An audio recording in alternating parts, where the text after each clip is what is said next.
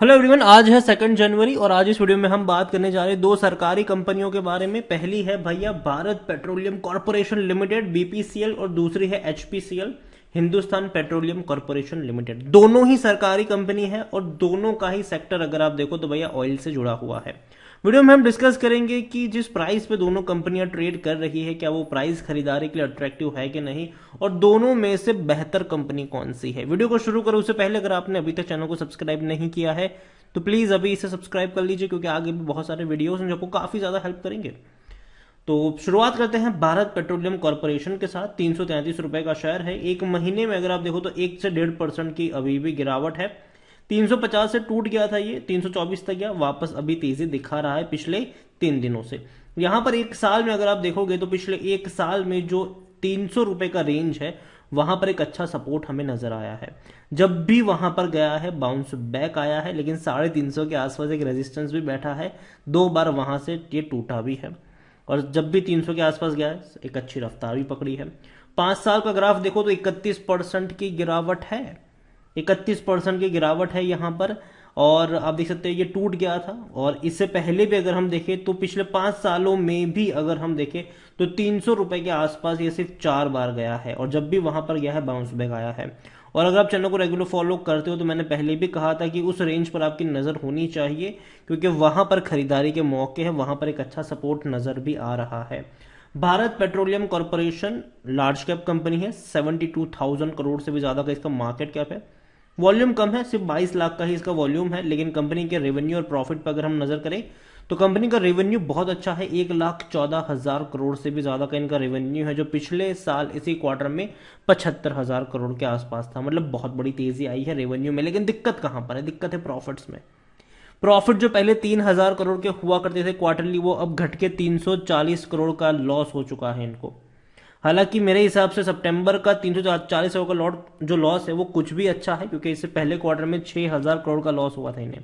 तो पिछले 2 क्वार्टर की अगर हम बात करें तो कहीं ना कहीं इनको लॉस हो रहा है, और ये एक्सपेक्टेड था, और इसकी रिपोर्ट्स भी कई सारे सामने निकल कर आ भी रही थी। प्रमोटर के पास 52.98% की होल्डिंग है। गवर्नमेंट है यहाँ पर प्रमोटर। एक भी शेयर गिरवी नहीं है। 9.08% एलआईसी के पास है। बहुत बड़ी क्वांटिटी एलआईसी के पास है। प्रमोटर के अलावा बड़े बड़े फंड हाउस भी बड़ी बड़ी क्वांटिटी लेकर बैठे हैं। एफआईएल्स 12.96, म्यूचुअल फंड 8.84, इंश्योरेंस कंपनी 10.97% की होल्डिंग लेकर बैठे हैं। डिविडेंड भी बहुत अच्छा पे कर रहा है ये। अगर मैं डिविडेंड के बारे में बात करूं उससे पहले देखें तो 100% लोग according to money control user कह रहे हैं खरीदारी करो। तो मैंने पहले भी कहा था कि ये वो कंपनी है जिसमें अगर शेयर में गिरावट आती है तो खरीदारी के मौके बनेंगे, और नीचे के लेवल पर हमेशा खरीदना चाहिए, ऊपर के लेवल पर नहीं। चाहे हम इंडियन ऑयल की बात करें, चाहे हम ओएनजीसी की बात करें, बीपीसीएल की बात करो, एचपीसीएल की बात करो, ये वो कंपनियां हैं जो सस्ती मिले तो डेफिनेटली खरीदारी के मौके बनेंगे। डिविडेंड की अगर हम बात करें यहाँ पर तो इस मतलब पिछले साल 2022 में इसने 11 रुपए का डिविडेंड पे किया था, जो कि कम है। ठीक है, क्योंकि इससे पहले ये बहुत भारी भरकम पे कर चुका है 2021 में। 35 रुपए, 23 रुपए, 5 रुपए उससे पहले के भी थे।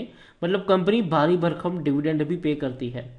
हालांकि 2022 में इन्होंने सिर्फ 2 बार डिविडेंड पे किया, और वो भी 6 रुपए और 5 रुपए का, तो 11 रुपए का डिविडेंड पे किया है, जो कि कम डिविडेंड है मेरे हिसाब से, क्योंकि ये कंपनी एक्चुअली में बहुत बड़ा डिविडेंड पे करती रहती है। तो इस बार देखना इंटरेस्टिंग होगा 2023 में कि कैसे डिविडेंड यहाँ पर मिलते हैं हमें। रेवेन्यू में अच्छी खासी तेजी थी, लेकिन 2020 और 21 में रेवेन्यू कम हुए, लेकिन ऑल टाइम हाई रेवेन्यू 2022 में देखने को मिले हमें फाइनेंशियल ईयर। और अभी ये उससे भी ज्यादा होंगे, क्योंकि पहले क्वार्टर की अगर हम बात करें तो इनका जो रेवेन्यू रहा है वो 1,20,000 करोड़ के आसपास का रहा है, और दूसरे क्वार्टर में 1,15,000 करोड़ के आसपास। मतलब 2 क्वार्टर का मिलाकर 2,25,000 करोड़ के आसपास का रेवेन्यू है। अगर इसी रफ्तार से भी बढ़ेंगे तो 4.5 लाख करोड़ के रेवेन्यू होंगे, जो कि सबसे हाईएस्ट होंगे 2023 फाइनेंशियल ईयर में। लेकिन प्रॉब्लम कहां पर है? प्रॉब्लम आई है प्रॉफिट्स में।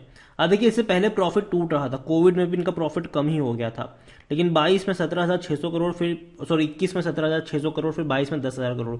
अभी दोनों क्वार्टर का मिलाकर अगर हम देखें तो कंपनी जो है वो तकरीबन 6,500 करोड़ के लॉस में है। अभी 2 क्वार्टर और बचे हैं, देखना इंटरेस्टिंग होगा कि प्रॉफिट में आ पाते हैं कि नहीं। हालांकि चांसेस काफी कम है, लेकिन कंपनी खराब नहीं है मेरे हिसाब से। सस्ता मिलता है तो मौके बनेंगे, लेकिन सस्ता मिलना चाहिए, महंगा नहीं।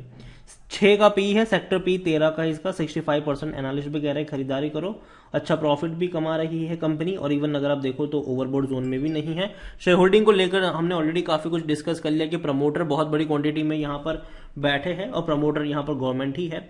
म्यूचुअल फंड डोमेस्टिक एफआईएस काफी बड़ी क्वांटिटी लेकर बैठे हैं। रिटेल के पास अगर देखा जाए तो 8.46% की होल्डिंग है और अदर पार्टीज के पास 4.71%। बीपीसीएल एक सरकारी कंपनी है, डूबने का खतरा इसका ना के बराबर है। कहीं ना कहीं ऑयल की कीमतों में जो उतार चढ़ाव आते हैं उसका कहीं ना कहीं इसके ऊपर भी इम्पैक्ट पड़ता जरूर है, लेकिन कंपनी अगर आपको सस्ते दाम पे मिले 300 या 300 से 320 रुपए के आसपास अगर मिलता है बीपीसीएल का शेयर, तो आप खरीदारी करने की शुरुआत वहां पर कर सकते हो। दूसरी कंपनी है एचपीसीएल, 235 के आसपास शेयर ट्रेड कर रहा है ये, और एक महीने में अगर देखो तो 3% का ग्रोथ है। 250 से टूटकर ये गया था, 227 तक गया था, लेकिन दोबारा तेजी पकड़ ली।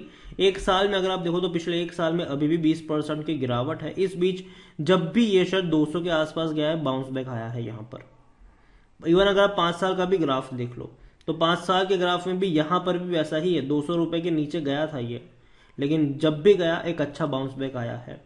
तो अभी मेरी रिकमेंडेशन यहाँ पर तो वही है कि एक 200 रुपए का एक अच्छा सपोर्ट नजर आता है, वहां पर जाएगा, बाउंस बैक आपको जरूर देखने को मिल जाएगा। इतना ही नहीं, लार्ज कैप शेयर ये भी है, लेकिन बीपीसीएल जितनी बड़ी कंपनी ये नहीं है। 33,000 करोड़ के आसपास का इसका मार्केट कैप है, वॉल्यूम काफी कम है, मुश्किल से 18 लाख का इसका वॉल्यूम देखने को मिल रहा है, और लॉस में तो ये भी है और बहुत बड़ा लॉस है इनका। इवन बीपीसीएल से ज्यादा लॉस में कंपनी ये है।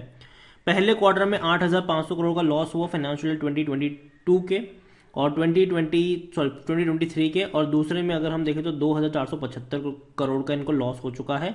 हालांकि रेवेन्यू इनके भी बड़े हैं, 1,08,000 करोड़ के आसपास के रेवेन्यू इनके रहे हैं। प्रमोटर की 54.90% की होल्डिंग है, लेकिन प्रमोटर यहाँ पर ओएनजीसी है, oil and natural gas corporation, और ओएनजीसी के प्रमोटर गवर्नमेंट है यहाँ पर, तो इनडायरेक्टली ये एक सरकारी कंपनी ही है। 16.73% एफआईएल के पास है, 12.28 म्यूचुअल फंड के पास है, 5.40% इंश्योरेंस कंपनी के पास है। प्रमोटर का एक भी शेयर गिरवी नहीं है। एचपीसीएल को लेकर अगर हम देखें तो यहां पर भी कह रहे हैं 100% लोग खरीदारी करो। देखो मेरी बाइंग की रिकमेंडेशन है बीपीसीएल एचपीसीएल दोनों में, लेकिन बाइंग प्राइस जो है वो सस्ता होना चाहिए। जैसे कि बीपीसीएल का 300 से थे 320 रुपए का, और एचपीसीएल का 200 से 215 रुपए का रेंज। यहां पर अगर आप देखोगे तो डिविडेंड तो ये भी अच्छा खासा पे कर रहा है। इस पिछले साल 14 रुपए का पे किया था, जो बीपीसीएल से भी ज्यादा का डिविडेंड है, ठीक है। उससे पहले 22 रुपए 75 पैसे का, तो भारी भरकम डिविडेंड तो पे कर रहा है ये। अगर इनके भी रेवेन्यू देखेंगे तो उतने ही है, बहुत बड़ी रफ्तार यहाँ पर भी हमें देखने को मिली, 3.5 लाख करोड़ के आसपास के। और प्रॉफिट भी इनका देखेंगे तो प्रॉफिट भी इनका बिल्कुल बीपीसीएल की तरह ही देखने को मिल रहा है, और लॉस हालांकि इस बार काफी ज्यादा हुआ है, तो डेफिनेटली फाइनेंशियल ईयर 2023 में कंपनी आपको लॉस ही रिपोर्ट करती नजर आएगी। यहाँ पर इनका पी रेशियो भी काफी कम है, 4.57 का है, सेक्टर पी 13 का है, 67% एनालिस्ट कह रहे हैं खरीदारी करो यहाँ पर।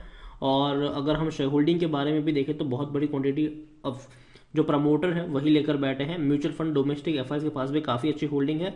रिटेल्स के पास अगर देखें तो 6.73% की होल्डिंग है, अदर पार्टीज के पास 3.65।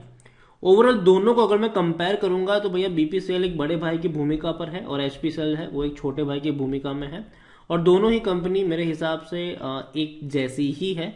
इनका शेयर प्राइस और जो पैटर्न है वो एक जैसा ही हमें देखने को मिल रहा है पिछले कुछ सालों में, और मुझे लगता है कि आने वाले सालों में भी वो इसी तरीके से आपको देखने को मिल सकता है।